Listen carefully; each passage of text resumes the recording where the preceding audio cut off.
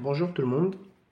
Alors, aujourd'hui, je suis revenu pour vous faire un exercice sur les statistiques, les stat 4 destinés pour les étudiants de L2 en finance d'entreprise ou bien en sciences financières. Alors, l'exercice dit que, voyez bien, soit une population composée de nombres suivants, 2, 4, 7, 11. Là, on a fait une étude statistique. On a dégagé ces nombres. Peut-être que c'est des poids, peut-être autre chose, je ne sais pas. L'essentiel, c'est une étude statistique. Il s'agit des valeurs statistiques. Soit F, la variable aléatoire associée à la proportion des chiffres impairs dans un échantillon non exhaustif de 2 de cette population. Qu'est-ce que ça veut dire?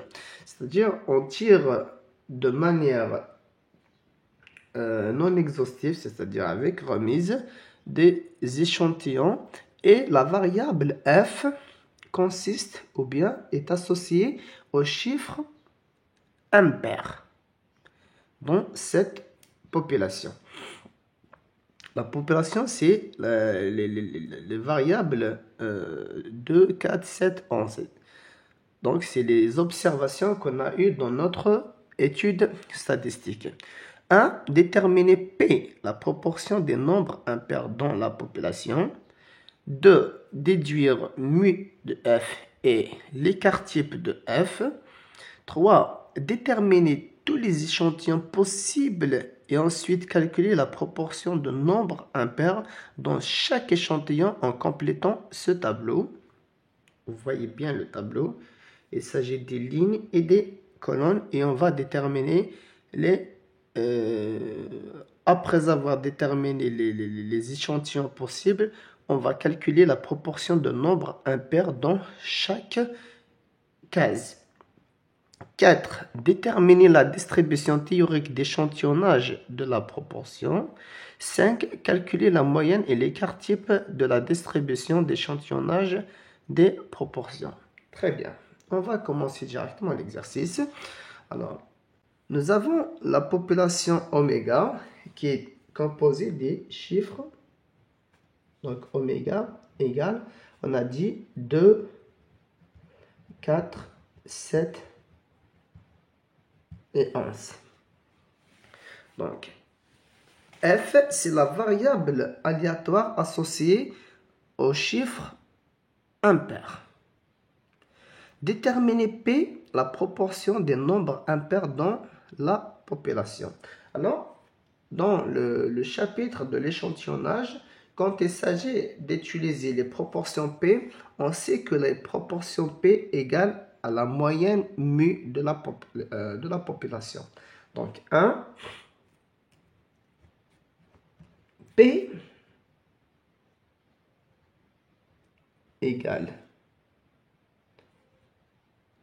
à mu qui est égal.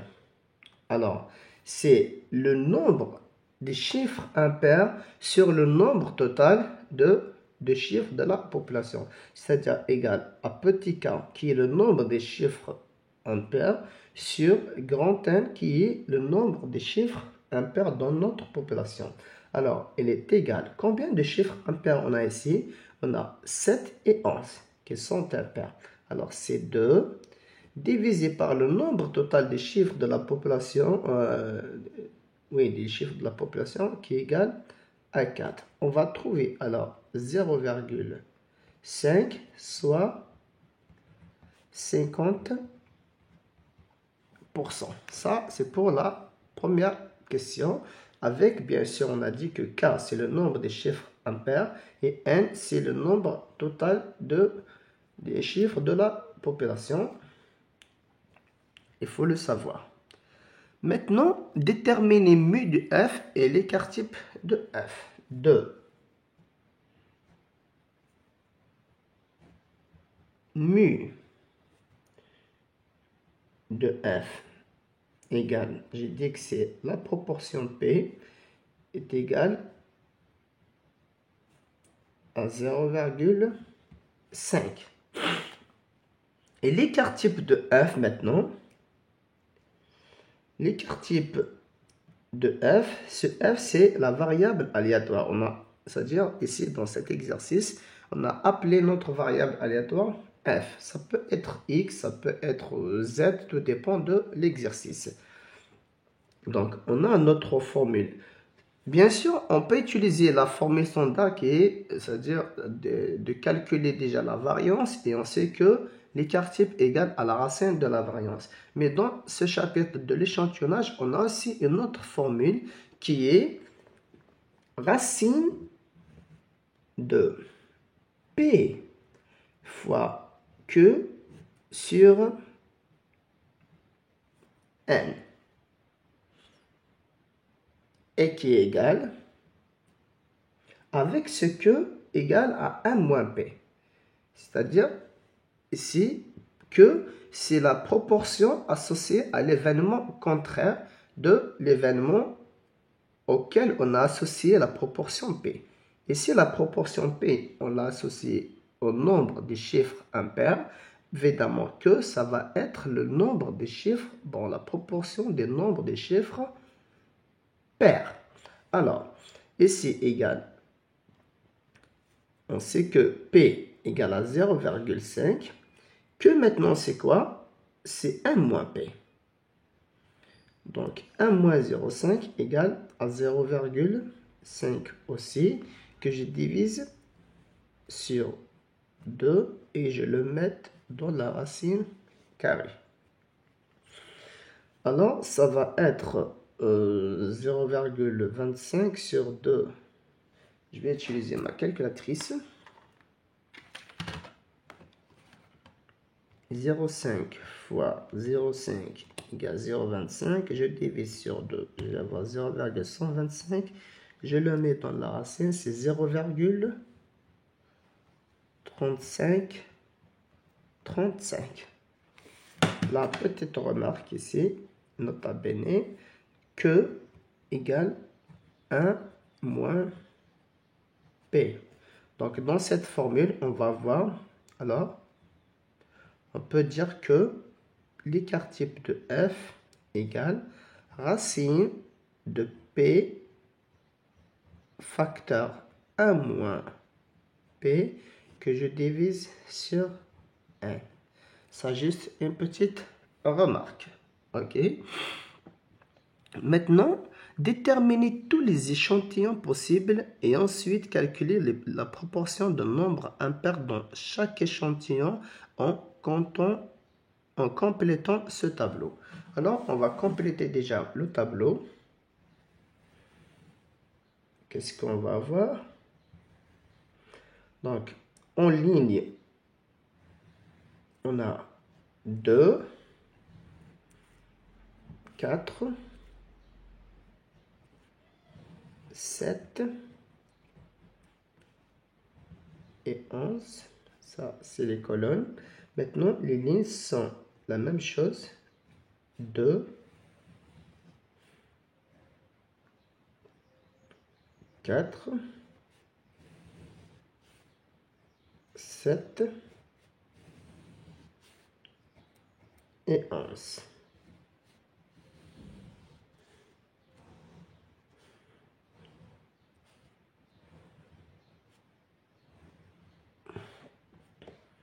Donc, le tirage est non exhaustif, c'est-à-dire que la remise ou la répétition est permise.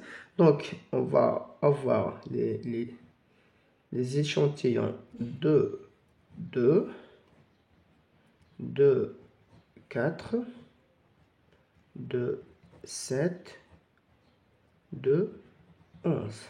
De même façon, on va avoir 4, 2 ici, 4, 4, 4, 7 et 4, 11. 7, 2, 7, 4, 7, 7, 7, 11. Donc, 11, 2, 11, 4, 11, 7, et 11, 11. Voilà tous les échantillons possibles. On va avoir donc 4 fois 4, 16 échantillons possibles qui sont de 2, de 4, de 7, de 11 jusqu'à 11, 11. On peut les réécrire en utilisant l'ensemble oméga, c'est-à-dire oméga c'est quoi? C'est tous ces échantillons ou tous ces couples possibles. Maintenant, qu'est-ce qu'il nous a demandé? De calculer la proportion de nombres impairs. Très bien. On va utiliser un autre tableau pour déterminer les proportions des nombres impairs. C'est le même tableau toujours. Là, c'est les échantillons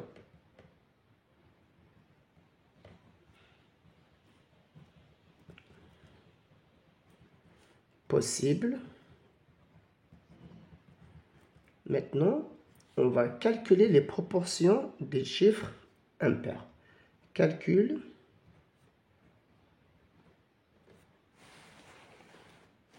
des proportions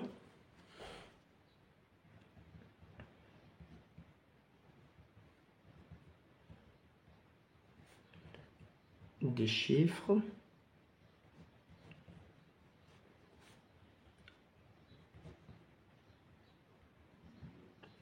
impairs. On va utiliser le même tableau. Donc, on a ici 2, 4, 7,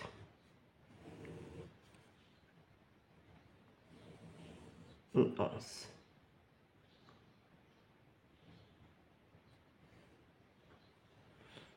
Deux,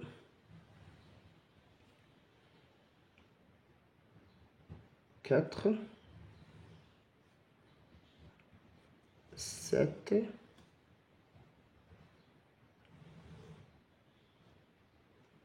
et 11.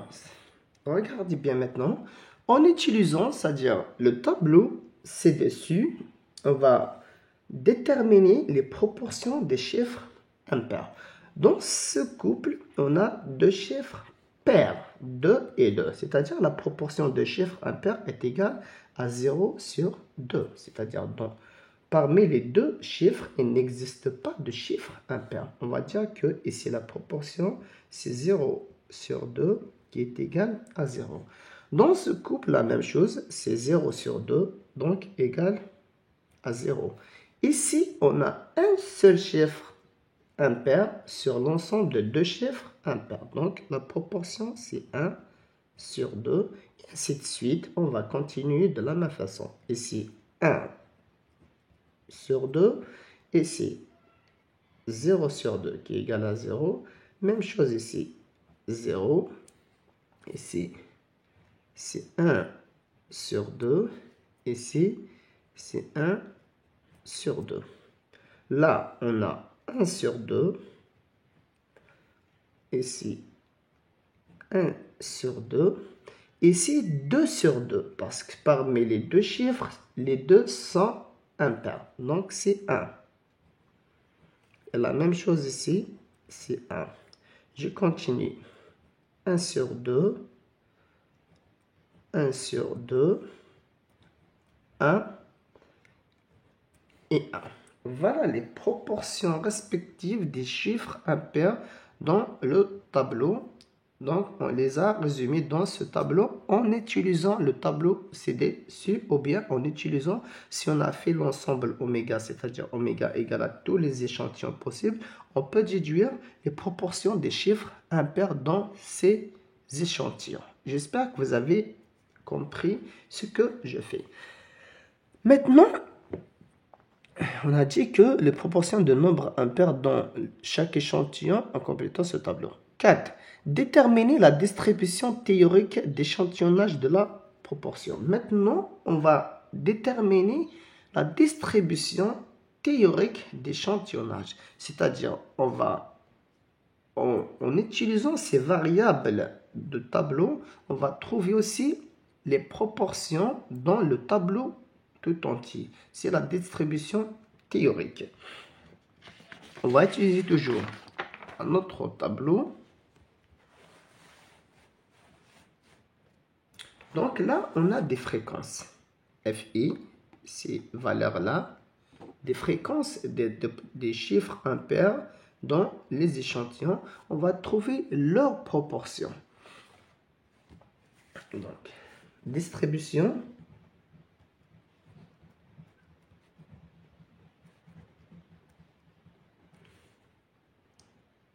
d'échantillonnage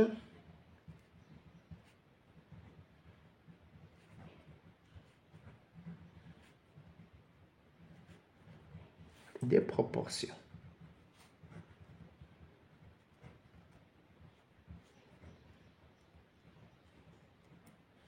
Toujours dans un petit tableau, on a les FI,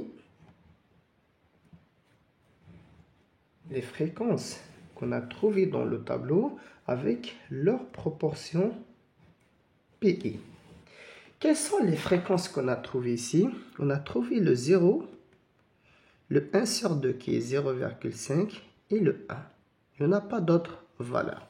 Donc, c'est-à-dire on a le 0, 0,5, c'est toutes les observations qu'on a trouvées, et le 1. Et ici, on a un total. Le total doit être toujours égal à 1. Si on ne trouve pas 1, donc on a faussé notre étude quelque part. Pour le 0, combien de zéros il y a ici? Il y a 4 zéros parmi les 16 résultats trouvés. Donc la proportion, c'est 4 sur 16. Pour le 0,5, on a 1, 2, 3, 4, 5, 6, 7, 8. Donc, il y a 8 sur 16.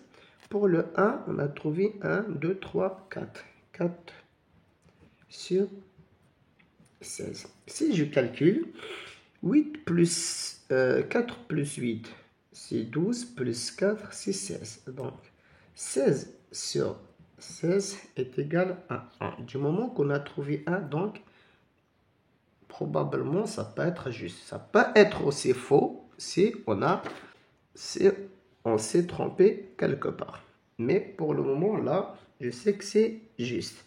Mais il faut faire attention. Des fois, il y a un étudiant qui peut mettre ici 7, il peut mettre ici 5, il trouve 16 sur 16 et il dit, voilà, j'ai trouvé 1, donc c'est juste. Non, il faut faire attention à ce que ces calculs sont justes.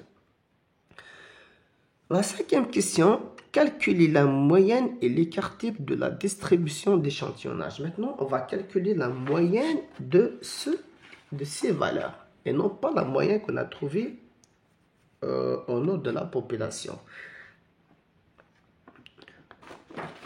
Donc, on va trouver la moyenne de ces fréquences, à vrai dire, parce qu'on appelle ça, c'est là, c'est les fréquences.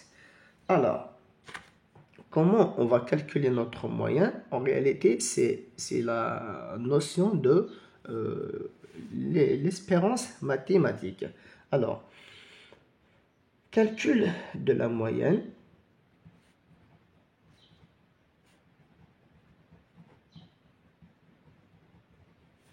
Et l'écart type.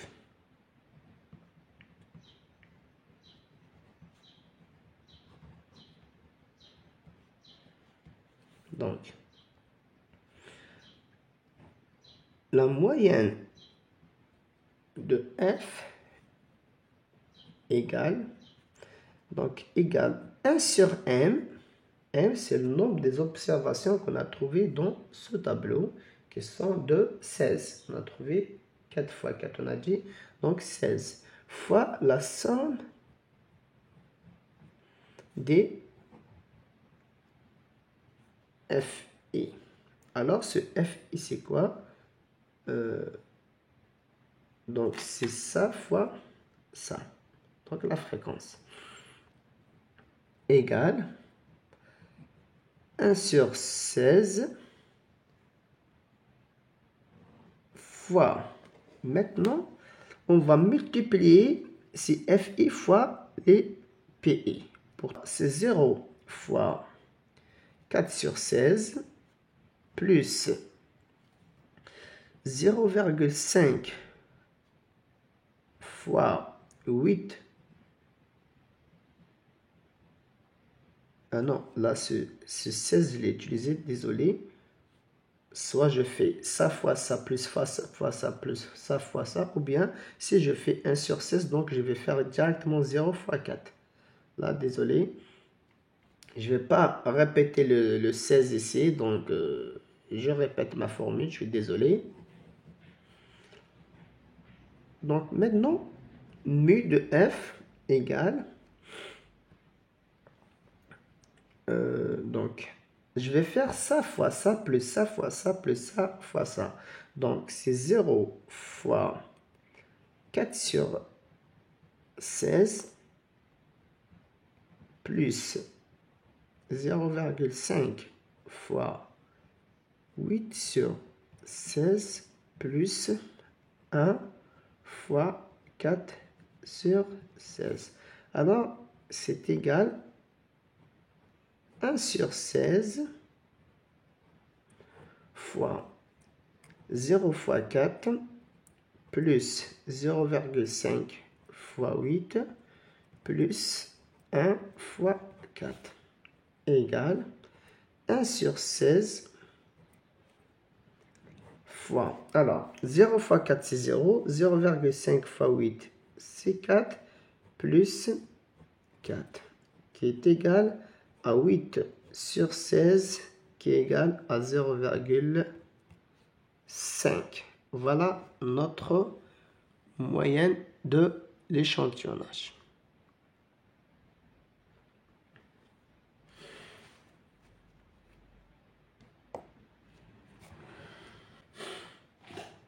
Pour calculer l'écart type, on peut calculer comme on l'a fait précédemment, c'est P fois Q sur N que je mets dans la racine, ou je vais utiliser maintenant l'autre formule, c'est-à-dire la formule de les...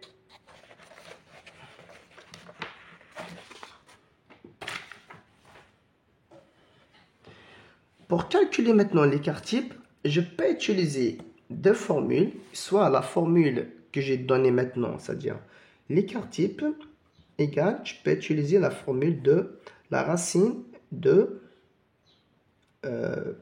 P fois Q sur M, donc qui est égal. Alors, on a dit que P c'est 0,5 et que c'est 0,5 sur M sur 2 dans la racine. Maintenant, M c'est N, c'est pas M. Et on va trouver 0,3535. On l'a déjà calculé. Soit je vais utiliser le calcul de la variance puis l'écart type de ce tableau d'échantillonnage, c'est-à-dire de la distribution théorique d'échantillonnage. Alors, l'écart type égale, regardez bien, je vais utiliser ça. Donc, l'écart type, c'est la racine de la variance, c'est ça. Donc, je vais calculer déjà la variance et je vais la mettre dans la racine. Donc, l'écart type égale la racine de la variance, alors que la variance, c'est sigma carré, qui égale racine de quoi? Maintenant, comment on calcule la variance? C'est comme l'espérance mathématique. Je multiplie, où est le tableau? C'est là. Je multiplie le carré de ces valeurs fois leur proportion, puis je soustrais la moyenne ou l'espérance mathématique. C'est-à-dire, c'est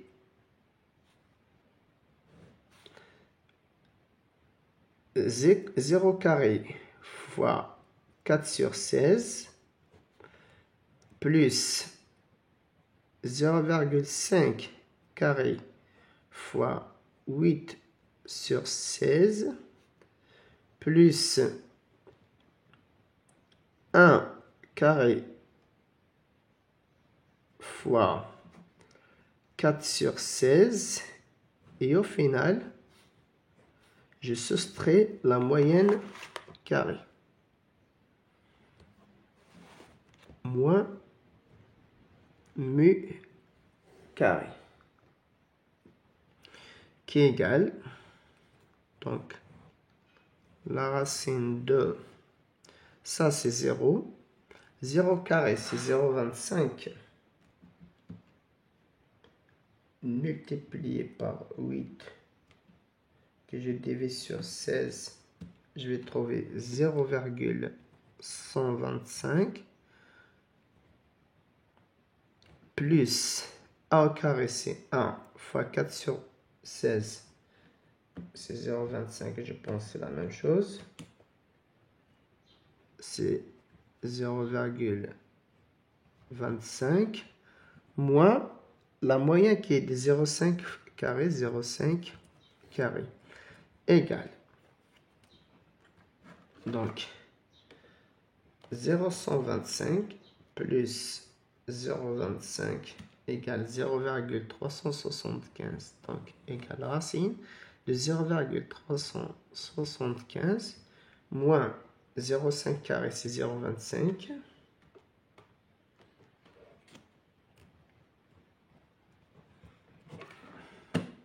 Si je n'avais pas calculé ça plus ça, donc ça va être ça moins ça égale à 0. Donc c'est égal à racine de 0,125 qui est égal à 0,3535.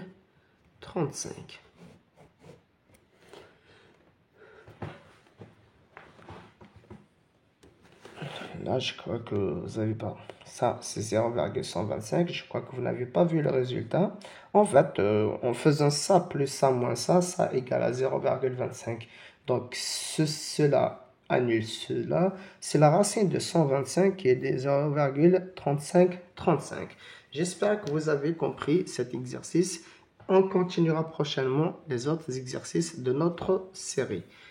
Merci beaucoup pour c'est-à-dire d'avoir suivi cet exercice. Essayez de le faire avant déjà tout seul et on continuera prochainement. Merci beaucoup.